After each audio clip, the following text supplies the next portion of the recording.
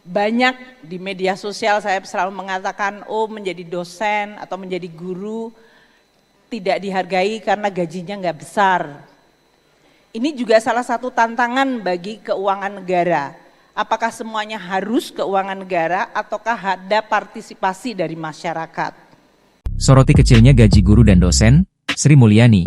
Apakah semuanya harus dari keuangan negara? Menteri Keuangan Sri Mulyani Indrawati mengakui, Indonesia masih menghadapi tantangan besar dalam memberikan gaji yang layak bagi guru dan dosen. Persoalan ini sudah lama menjadi sorotan publik. Di media sosial, tak sedikit warganet mengeluhkan bahwa profesi mulia ini kurang dihargai negara lantaran penghasilannya yang kecil. Banyak di media sosial saya selalu mengatakan, oh menjadi dosen atau menjadi guru tidak dihargai karena gajinya tidak besar, ujar Sri Mulyani dalam Konvensi Sains, Teknologi, dan Industri Indonesia 2025, Kamis, 7 Agustus 2025. Banyak di media sosial saya selalu mengatakan, oh menjadi dosen atau menjadi guru tidak dihargai karena gajinya nggak besar. Ini juga salah satu tantangan bagi keuangan negara. Apakah semuanya harus keuangan negara ataukah ada partisipasi dari masyarakat? Klaster ketiga di dalam ekosistem.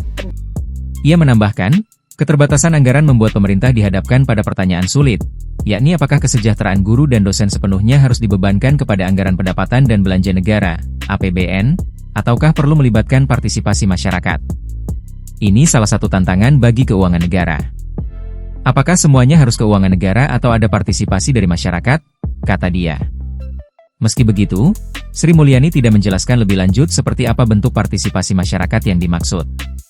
Data Tim Jurnalisme Data Harian Kompas menunjukkan, rata-rata gaji pokok dosen perguruan tinggi negeri, PTN, di Indonesia hanya sekitar 1,3 kali upah minimum provinsi, UMP, di wilayah masing-masing, atau setara 143 kg beras. Perbandingan ini jauh tertinggal dari negara tetangga. Dosen perguruan tinggi publik di Kamboja, misalnya, memperoleh gaji 6,6 kali upah minimum.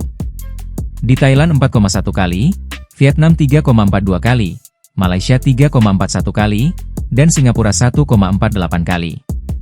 Survei terhadap 36 dosen PTN di 23 provinsi pada 23 April 2025 juga menemukan bahwa rata-rata jam kerja dosen mencapai 69,64 jam per minggu sepanjang 2024. Temuan ini menegaskan bahwa bukan hanya gaji yang rendah, beban kerja dosen di Indonesia juga tergolong tinggi. Download Tribun X sekarang, menghadirkan lokal menjadi Indonesia.